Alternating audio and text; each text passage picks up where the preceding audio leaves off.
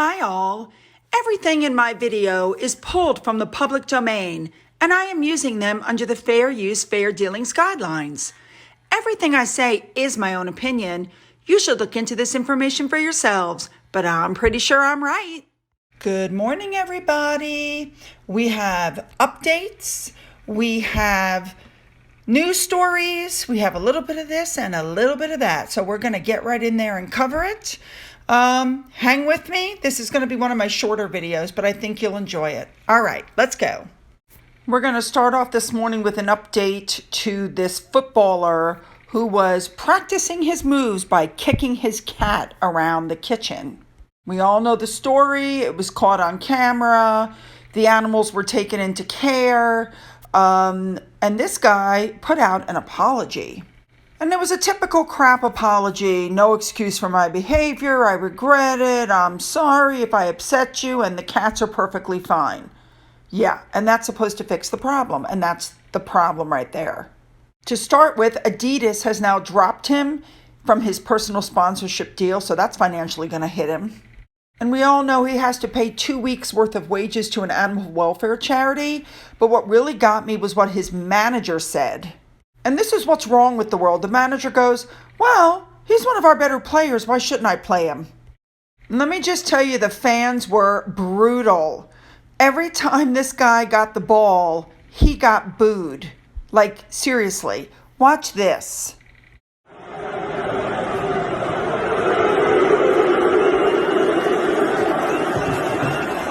And he was injured, and the fans were singing a song. Listen to this. Whoa! Whoa! He plays the centre back. He kicks his cat. They were even singing in the subways, waiting for trains to go home.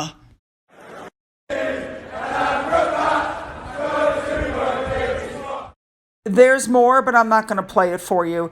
You know, if everybody would just treat people as if you're on camera all the time, just act like you're on camera all the time, and then you wouldn't be maybe abusing animals. All right, moving on from this story. I completely agree with the Duchess of Chunga Changa. Another day, another bandwagon. Because yes, now Harry wants to continue Princess Diana's work by telling everybody to go get an HIV test. This man cannot stop riding the coattails of his mother's memory. He just can't help himself. Angela Levin pointed out that in the UK, since 2015, anyone over the age of 16 gets a blood test that's automatically checked for HIV. So here we go. Prince Harry says every single one of us has the duty to get an HIV test. And he says he's doing this to finish his mom's unfinished work. No, I think scientists around the world for the last 20 years have been finishing that work. And I agree with this Twitter user who said it's outrageously irresponsible that most British people have zero need of the testing. And he's medically unqualified to tell people what to do, especially during the pandemic when the medical community is already stretched to its limit. You know, I never thought I'd say it, but God, I'm so sick of him riding his mother's coattails. Like he's got nothing to offer. Everything is Diana, Diana, Diana. I have to finish mom's work. Grammy Diana, Diana, Diana. He throws her name out every 2 seconds in a bid for sympathy. And not only is it not giving me sympathy, it's making me like really dislike this guy. And by the way, this comes up right as William is in Dubai. And we all know how Harry and Meghan always release stuff when they're trying to grab the attention. But I am very happy to say that this did not work at all this time. Nope. Now, Harry sat down and talked to Gareth Thomas and had a lot to say. So let me give you a little rundown. We heard the buzzwords. There can't be incremental changes. We need real change.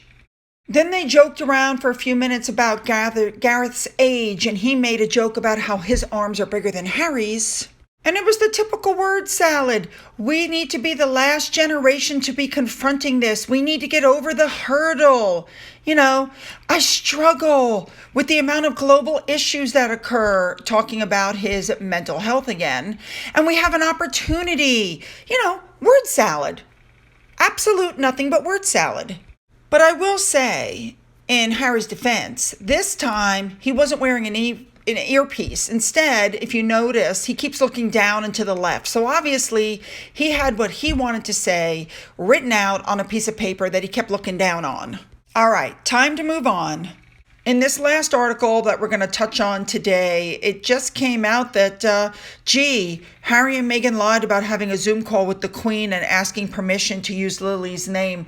Does anybody else surprised by this? Because, yeah, we already know that they're liars and untrustworthy. They lied to a court of law. We already know that. So, I mean, I'm not surprised. Now, before we move on to our big story of the day, I had to bring this to somebody's attention. Julia Friend Zone with Black Man, I think is how you say it, or Black Men, put up a poll for only American people. Do you like Kate Middleton? You guys can obviously see the results, as well as the fact that this tweet was deleted. All right, everybody, it's time to stop talking about them and start talking about the real royals on real royal tours doing real work. Prince William went to Dubai. He tweeted what you see above. He was very excited, and they're going to be talking with the people in Dubai about creating a more sustainable world and also getting them involved with the Earthshot Prize, which I think would be fabulous. He shared this fabulous photo out the window. By the way, they flew commercial, or so it's being reported. Right after landing, William, of course, went immediately to work, as he always does. And William's first stop was a nature preserve. You know that he absolutely loved that. Wow. You know, of all the pictures of Dubai, this is one I haven't seen. It looks like it's an absolutely beautiful place. And you can tell from these pictures, they were deep in discussion about sustainability and preserving the natural environment. Yeah, William doing what he does best, being a royal and saving the earth. You know, I've never been to Dubai, but these pictures with the scenery, I think I might just have to go. Next up, Prince William went to the wetlands and helped plant some trees. I love that. You know, that's one thing about William and Catherine that I love. They're not afraid to get in there and get dirty. We've seen multiple pictures of Catherine getting her hands dirty, getting in there, digging in the dirt. Love it. As the discussions continue, William headed down to the port. And this port is actually one of the busiest ones in the world. I did not know that. And there were lots of discussions about how to prevent wildlife trafficking, which is very important. Then William headed off to the UK National Day celebrations at an expo in Dubai. You know, anywhere that William's going to go, the crowds were going to follow, and they did. It looks like it was a fabulous day. The band of the Coldstream Guards performed on the Stage of Nations at the expo. And I think everybody had a great time. And William is accomplishing what he wanted while he was there. We'll see if we can touch on this a little bit more tomorrow, seeing as, you know, we'll have to look at what comes out. It's been update time. And he got into it with Toodles and Tigger. Now, these are silent. I had to remove the sound because there was something playing in the background that's copyrighted, but you'll get the gist. So enjoy.